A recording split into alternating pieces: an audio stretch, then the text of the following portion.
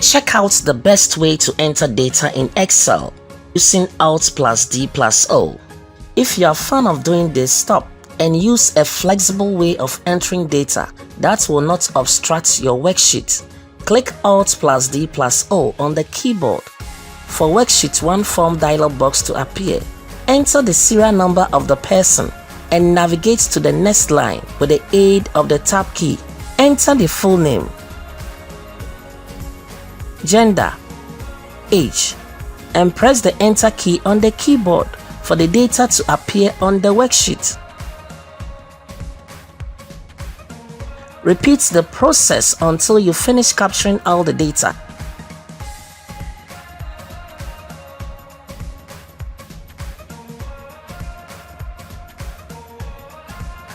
Close the form and you are good to go.